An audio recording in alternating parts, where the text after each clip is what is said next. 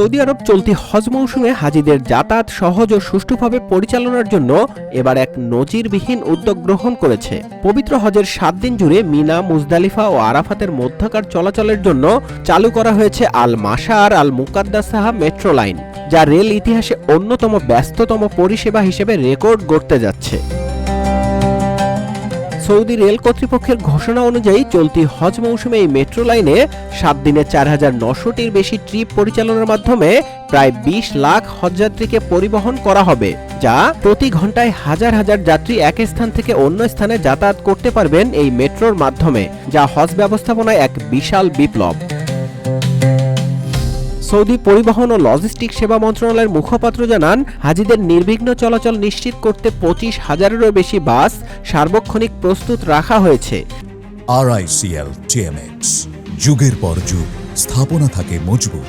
সেই সঙ্গে হজযাত্রীদের সুবিধার্থে এবছর নতুনভাবে চালু করা হয়েছে লাগেজ ছাড়াই হজ নামের একটি আধুনিক সেবা।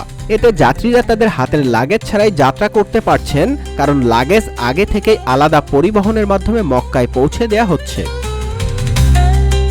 এদিকে হরমাইন হাই স্পিড রেলের ট্রিপ সংখ্যা গত বছরের তুলনায় 75% বৃদ্ধি পেয়েছে। এই high speed rail Jeddah, Medina, Rabigh এবং মক্কার মধ্যে সংযোগ স্থাপন করে এবং হজ ও ওমরা পালনের ক্ষেত্রে দ্রুততম যাতায়াতের সুযোগ করে দেয়।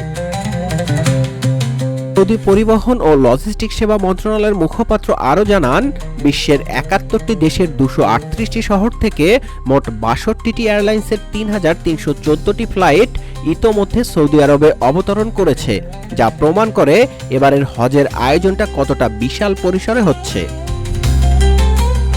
এই সুসংগঠিত রেল ও লজিস্টিক ব্যবস্থাপনা শুধু হজযাত্রীদের সময়, শ্রম ও কষ্টই কমাচ্ছে না, একই সঙ্গে এটি সৌদি আরবের আধুনিক হজ ব্যবস্থাপনার সক্ষমতা ও অঙ্গীকারকেও সামনে আনছে। পবিত্র হজে অংশ নিতে আসা লাখো মুসলমানের জন্য এই প্রযুক্তি নির্ভর সেবা যেমন আরামদায়ক, তেমনি এক ইতিহাসও তৈরি করছে, যেখানে ধর্মীয় কর্তব্য পালনের পাশাপাশি তারা পাচ্ছেন উন্নত ও নিরাপদ যাতায়াতের পূর্ণ নিশ্চয়তা। নিউজ ডেস্ক, রূপালী বাংলাদেশ।